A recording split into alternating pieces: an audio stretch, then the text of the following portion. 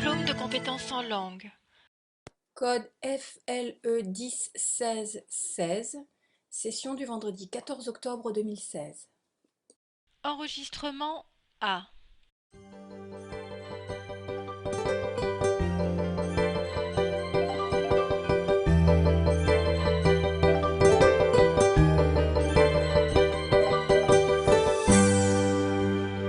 Bonjour Monsieur Denis, vous êtes directeur du centre d'hébergement APF de Valenciennes.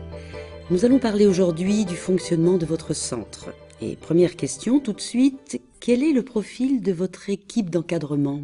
Alors en règle générale, j'ai toujours un animateur expérimenté de formations diverses pour 4 personnes. Et tous nos animateurs sont recrutés pour leur qualité relationnelle, d'écoute et d'animation et sont sous ma responsabilité directe.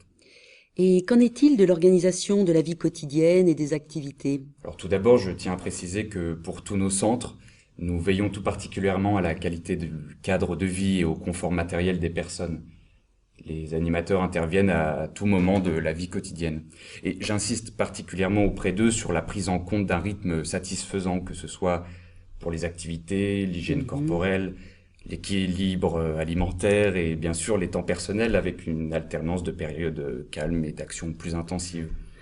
Et cela fait réellement partie intégrante de la vie de notre centre. D'accord. Et est-ce que vous pouvez nous en dire un peu plus sur cette vie en alternance, comme vous l'appelez ? Alors, j'entends par là des moments où tout le groupe est réuni pour des activités, faire le point, décider ensemble ou tout simplement se retrouver. Et les activités mises en place par l'équipe d'animation sont variées afin de faire participer chacun au mieux en fonction de son rythme et de ses souhaits. Ce sont aussi de bons moments en petits groupes sur des centres d'intérêt précis entre copains, quoi. Je dirais que ces temps personnels sont nécessaires à chacun pour se retrouver et favoriser son évolution personnelle. Dernière question, comment vos équipes gèrent-elles le côté plus médical ? L'ensemble de nos équipes d'animation veille tout particulièrement à une bonne hygiène corporelle et à la santé des participants. En cas de traitement, les médicaments fournis sont toujours prescrits par le médecin du centre. Et même si ce n'est pas leur mission première, les animateurs peuvent être amenés à distribuer les médicaments à chaque participant. Monsieur Denis, merci beaucoup pour toutes ces informations.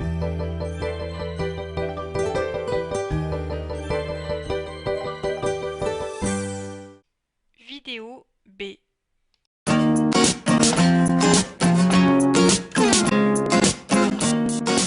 Je suis Michel Henneguer. Alors à la base je viens des travaux publics. Je suis animateur en accueil de loisirs ou séjour selon mes envies. Je suis animateur professionnel.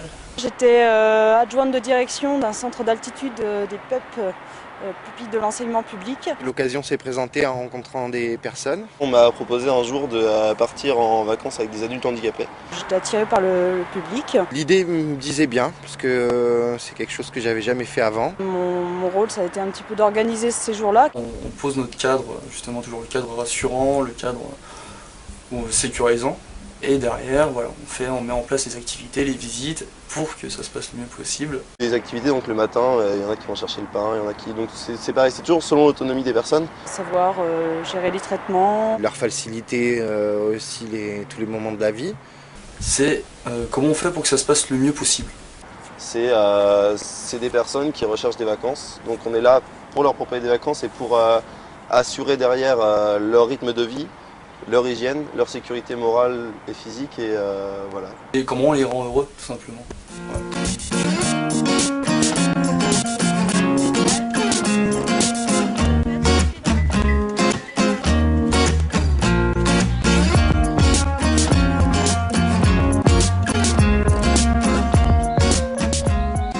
Quand tu as 18 ans, que tu sais à peine gérer ta propre vie et qu'il faut que tu gères la sécurité d'un groupe de personnes, ouais, tu as forcément des craintes. La crainte de pas assurer pour moi, de pas assurer dans la relation humaine, dans la relation à l'autre, de se dire avec la différence que la personne elle a en face de moi, est-ce que je vais savoir m'adapter en fait à ses besoins et à ce qui va vraiment lui faire plaisir. Les craintes de ne pas savoir faire, d'être pris à court parce qu'on n'est pas de ce milieu-là, on n'est pas un professionnel. Au début, on a un peu peur de ne pas savoir gérer une crise. Tant que tu n'as pas vu en fait comment ça se passait, tu appréhendes toujours. Au final, c'est toute une équipe, donc on est soutenu par cette équipe-là. On a toujours quelqu'un qui est au-dessus de nous, qui est là pour nous rassurer, qui est là s'il se passe la moindre chose. Et puis finalement, eux aussi savent bien nous mettre à l'aise, parce qu'ils sont habitués à tout ça. Mais au final, à partir du moment où on met bien les choses en place et qu'on respecte bien ce qu'on dit au début, ça passe très bien et on passe un séjour chouette.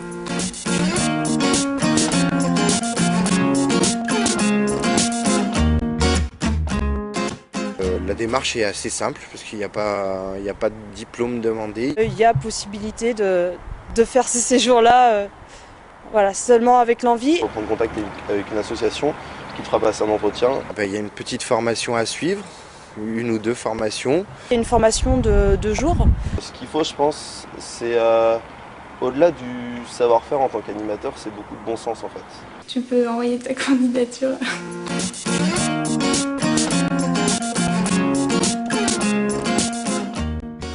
Un séjour, c'est Partage Une expérience de vie géniale, et sécurité.